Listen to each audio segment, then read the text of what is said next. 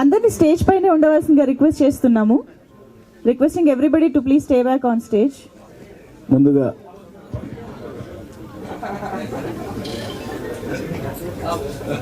సభకు ఇచ్చేసిన పాత్రికేయులకి, మిత్రులకి, ఆర్టిస్టులకి, స్టేజ్ పై ఉన్న పెద్దలందరికీ పేరు పేరున నమస్కరిస్తూ, ఈ సినిమాలో ఒక మంచి అవకాశం, చిన్న క్యారెక్టర్ అనే ఇంపార్టెంట్ క్యారెక్టర్ చేయించారు డైరెక్టర్ గారు, ప్రొడ్యూసర్ గారు. చాలా చాలా థ్యాంక్స్. చూస్తుంటే మాత్రం అమ్మాయి చెప్పినట్టు విజువల్గా ఎంతో పెద్దగా ఉంది సినిమా. తెలుసుకోవాలనే ఆకాంక్ష, ఆలోచన అన్నీ కనిపించినాయి. All the best. Thank you very much. Thank you so much అండి. రవి రాథోడ్ గారు ఇప్పుడు మాట్లాడతారు. సో అందరికీ నమస్కారం అండి. నా పేరు డాక్టర్ రవిశంకర్ రాథోడ్. సో నేను చాలా తక్కువ సినిమాలు చేశాను, ఎక్కువగా టీవీనే చేశాను. ఒక 7 సీరియల్స్ హీరోగా చేశాను. కానీ ఒకరోజు వైకుంఠం గారు ఫోన్ చేసి, వాళ్ళ టీం ఫోన్ చేసి, ఇట్లా ఒక మంచి క్యారెక్టర్ ఉందండి, బట్ మీ దగ్గర నుంచి స్టోరీ స్టార్ట్ అవుతుంది, అది ఎక్కడి దాకా డ్రాగ్ అవుతుంది అనేది మన కథ. ఖచ్చితంగా చెయ్యాలి ఈ క్యారెక్టరు. బేసికల్లీ వారు నన్ను ఏదో టీవీలో చూశారు, ఆ టీవీలో చూసి మీకు మాకు అనిపించింది ఈ క్యారెక్టర్ మీకు మంచిగా సెట్ అవుతుందని, కాబట్టి మీరు చెయ్యాలి అని చెప్పారు. ఆ తర్వాత this story is based on Jagannatha Swami, ఆయన చుట్టూ జరిగే కథ.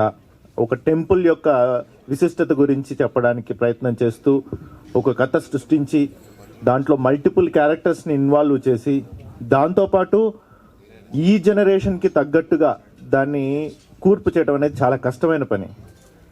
నాకు ఈరోజే తెలిసింది, దానికి ప్రీక్వెల్, సీక్వెల్ అవన్నీ ఉన్నాయని చెప్తున్నారు. I am very astonished to see this kind of a story. ఈ మధ్యకాలంలో ఇలాంటి స్టోరీస్ రావడం కూడా చాలా కష్టంగా అయిపోయింది. ఎందుకంటే ప్రీక్వెల్ అండ్ సీక్వెల్ని చేస్తూ ఒక కథ రాయాలి అంటే అది ఒక చిన్న విషయం కాదు. అలాంటిది వైకుంఠం గారు అదంతా చేశారు అంటే it's a very great thing. At the same time ఆయన చెప్పగానే విని ప్రొడ్యూసర్ గారు దాన్ని చేయడానికి ముందుకొచ్చారు చూడండి, అదొక పెద్ద సాహసం. And it is a very great thing. Working with Mahendra is also very nice. ఈ డైరెక్టర్ గారు నేను ఎంతవరకు ఆయనకి ప్రజెంట్ చేశానో నాకు తెలియదు, కానీ నా షూటింగ్స్లో నేను సీరియల్ షూటింగ్స్ మీకు తెలిసిందే, మార్నింగ్ నుంచి స్టార్ట్ అయితే నైట్ వరకు జరుగుతుంది. అలాంటి సిచ్యువేషన్లో నన్ను భరించి, నా స్కెడ్యూల్ ఎలా ఉన్నా కూడా ఆయన దానికి టైం అంటూ ఒకటి కేటాయించి, నా షూటింగ్ టైమ్స్ని ఆయన షూటింగ్ టైమ్స్ని మేనేజ్ చేయడం అనేది గొప్ప విషయం. మా మాస్టర్ గారు ఒక సాంగ్లో నేను రాలేదు సరిగా, సో దాన్ని మేనేజ్ చేయడానికి ఆయన చాలా ఇబ్బంది పడుతున్నాడు, ఇప్పుడు కూడా పడుతున్నాడు. రాగానే సార్ ఏంటి సార్ సాంగ్ ఇలా చేశారు కదండి ఆ రోజు రాకుండా, ఆయనకు అది గుర్తుండిపోయినట్టుంది. So I'm very happy to do this film and I wish all the very success for the whole team.